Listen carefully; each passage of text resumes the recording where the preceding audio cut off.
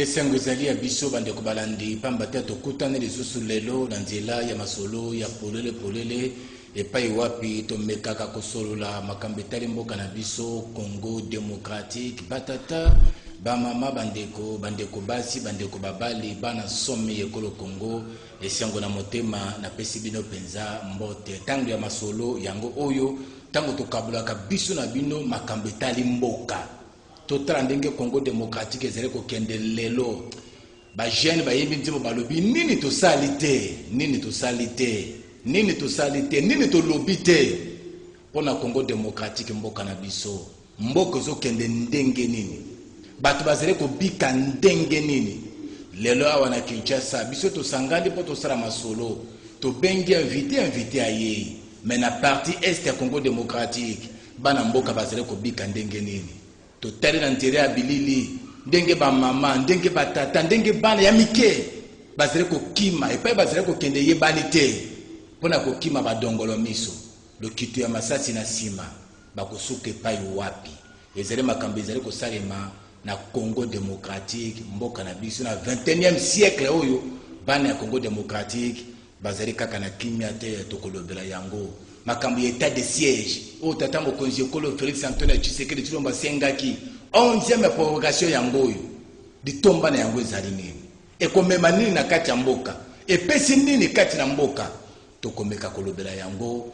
na masolo ya mokola lelo rentrée scolaire bana bazonga kelasi pamba te Congo ya lobi bilenge bana bango nde bakokamba yango me kelasi yango ya lolenge nini kelasi yango ya lufu kelasi yango ya ndenge nini tokomeka kotala yango embouteillage na balabala ya Kisasa ekomi likambo ce qui va pêcher au rendez-vous à molongo 4 heures avant pour embouteillage ekomi likambo na Kinshasa solution ezali penza nini ntalo ya biloko bya bolei mikolo tikali ya kotanga tokoma na suka ya mobu bana ya Kisasa bana ya Congo démocratique bakosepela kaka maboko na matama bakolekisa yango kaka na méditation tozela kaka suka ya mbula po tolia malamu ntalo ya biloko ya kolia ekokita te ezali makambo maye tokosolola lelo elongona moko ya bilombe balobeli ya bana mboka avocat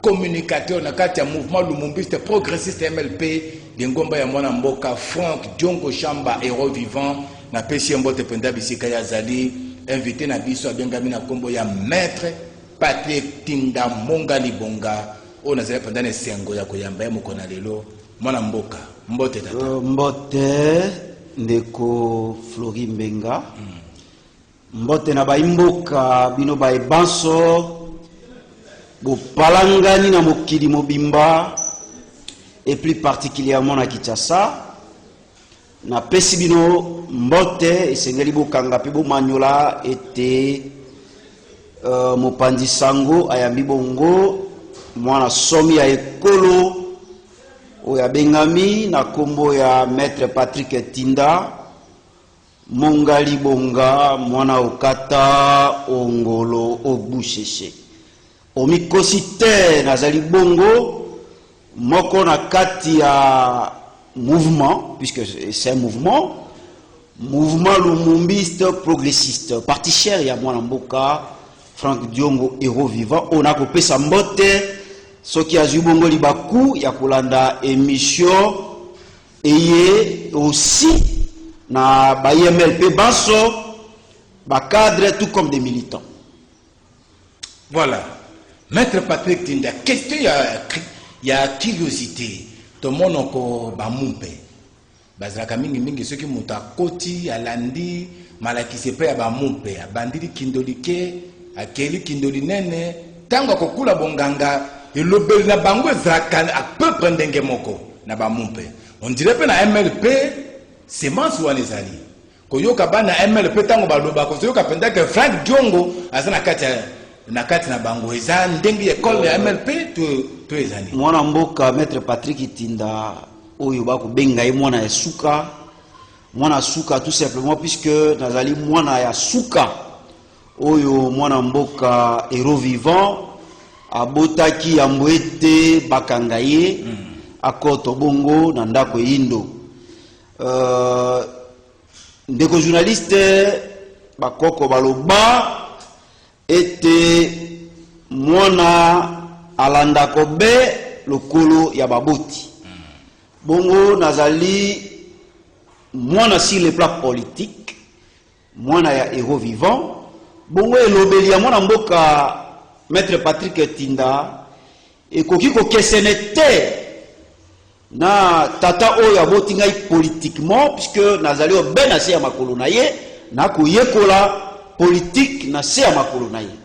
Bongo pona limola na mutuna na yo na kokiko kesene na tata te na kolanda be ndakisa ekela eye na malakisi matata na limoli na mutuna na natende botondi Maître Patrick Tinda ale tokoti na masoko na biso makambetali to banda makambetali en sécurité maître. Finalement mobulu na partie est ya Congo et comme le kola poso il ata mosunye kabona kate et comme le kola linzaki il ata mosape kabona kate.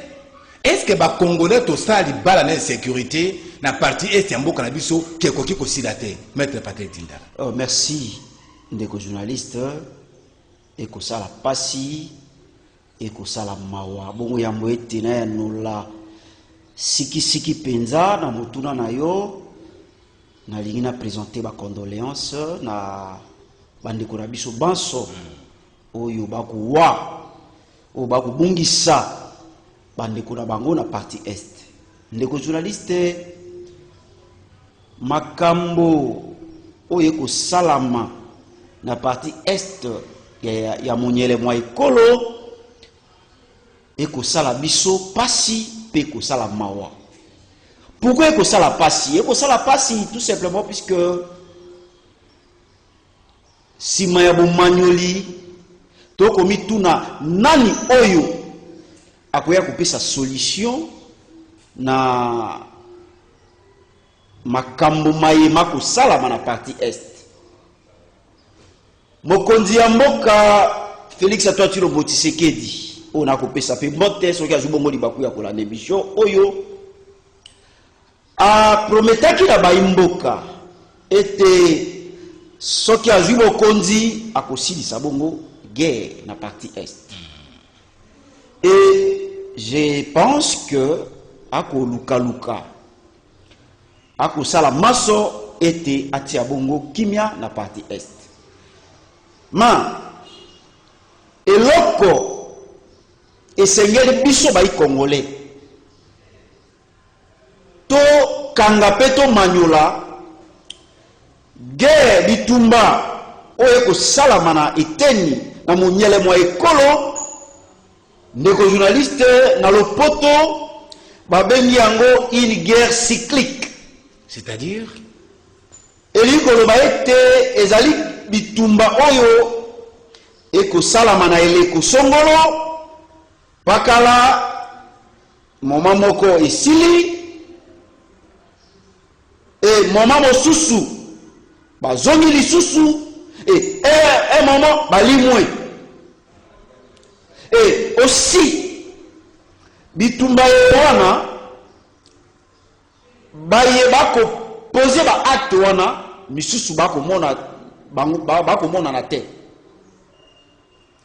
Et ndeko journaliste bato bakoya ko sala makambo na butu ba créer babomi ba sali ba sabotage et balimba ba kei. Et pour que ndeko journaliste to ba ko pesa solution puisque biso ba IMLP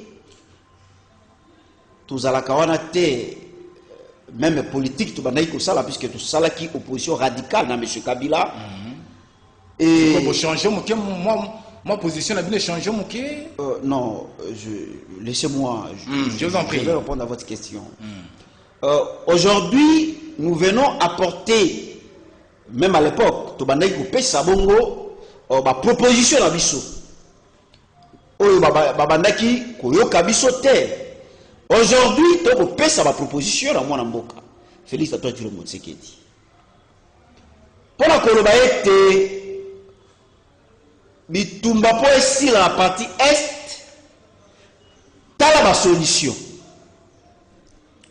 Il y a 3 solutions. Il y a liboso, solution sur le plan militaire. Il y a ma soda. Deuxième solution sur le plan politique. Troisième solution, la solution sur le plan diplomatique. Bon, on a banda na solution sur le plan militaire. Les journalistes, je pense que Tata Mokonza Ekolo, Mokano Moye Akamataki, Oyo Ebengami, na Lopoto, des journalistes, Outi Kotanga, état de siège. État de siège, des journalistes, Ezali Moko, il y a une solution sur le plan militaire. Mais ce peut se résultat, il y a un maître Patrick Nakokoma. Dans le lobby, Ezali Moko, il y a une solution sur le plan militaire. Et Ezali solution Oyo, et l'équipe m'a cassé mingi. Et Tata Mokonza Ekolo a kamati solution Moyowana. Et donc, on a été solution sur le plan militaire. Au début, to bandaki epé ko palper, to bandaki ko mona été bandaki ko bota bongo ba fruit. Et boni lelo et ko bota vraiment lisusu ba fruit te ndenge ba imboka ba bandaki ko zela. Ndeko journaliste, il y a des choses qu'on doit régler sur ces plans-là. Sur le plan militaire. Faut-on régler net maître? Qu'est-ce qu'on doit régler? On doit peut-être restructurer. Comme Kakotala, oyo bazali na commandement. Est-ce que bako sala mosala na ndenge longo bani? Est-ce que des journalistes bako pesa bango ba militaire oyo Bazali Bongo très bien formé? Est-ce que l'équipement Bamindou Kezali comme il faut? Est-ce que des journalistes priment Yaba militaire wana et l'ongobani? Est-ce que des journalistes na outi ko makambo ya formation c'est bien bon, c'est bien beau de décréter l'état de siège. Mais, des journalistes, est-ce que Tozali na ba soda oyo lo lenge ya eleko ya Kondo Mobutu Sese Seko Kukumbendu wa Zabanga? Est-ce que tu formes des militaires qui peuvent faire face au bagou sala bongo bakiko bunda contre ba nguna oyo et le komoko ba ko mona no teme ba ko poser ba acte de terrorisme. Des journalistes ba question ezali ebele et je pense que sur le plan prime il faut ba militaire o ba okende tumba ba zwa misolo na bango na ndenge longo bani ba zwa prime okoyoka tango Tata Mokonza Ekolo azalaki na partie est oyoka ki comment effectif ezalaki totalement élevé alors que sur le terrain c'était pas ça. Oyoka ki makambo ya prime donc mayele mabe makambo ndenge na ndenge. Nous devons réfléchir d'abord par rapport à l'origine de la crise, origine de la guerre, et qu'est-ce qu'on doit faire pour y remédier. Na pêche ba solution sur le plan militaire, yango pour l'état de siège, sur le plan politique, qu'est-ce que nous faisons? Des journalistes, c'est bien bon, il y a besoin beaucoup dit, mais ndenge nini toko yangela Bokonzi yango mboka boka imbela ete bayi congolais nyoso bazali na makanisi malamu baya basanga na elongo po ete tombola ekolo yango wana basanga na kata union sacrée de la nation zela na ko chité.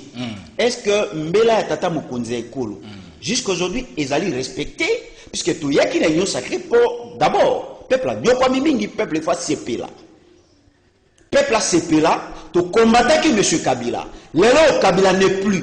biso ba MLP to combattre libala ya FCC na cash. Pour que tout le monde qui que et ben il porter ba germe ya crash. To combattre yango jusqu'à la dernière énergie. Aujourd'hui Kabila n'est plus. Il y a un gouvernement de warriors. Otoko tala toko manula.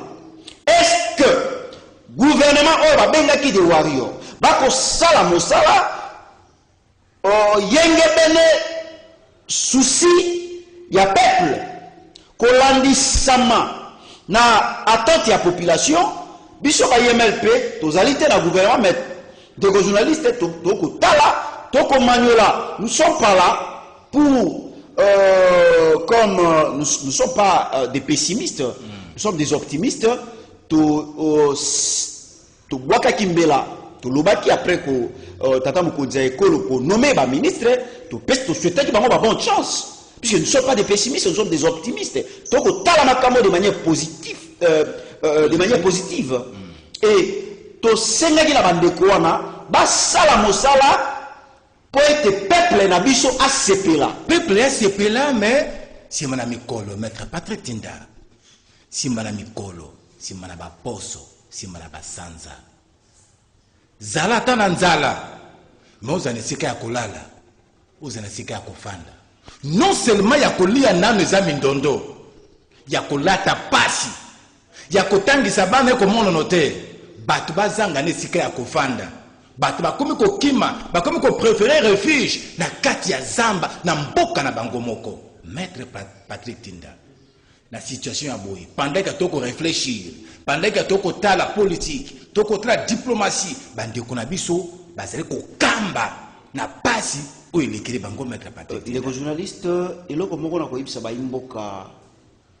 Eloko esengeli bakanga pe ba manyola superficie oyo ekolo na biso ezali na yango ezali euti bongo décision ezalaki eutaki na conférence de Berlin et tika ngai na yebisa ba imboka ete na conférence de Berlin ndeko Flori Mbenga azalaki te Maître Patrick Tinda azalaki te congolais moko te a participé na conférence de Berlin et bato misusu ba décidaki na place na biso pour être to kamata to bénéficier de la superficie tozali na yango.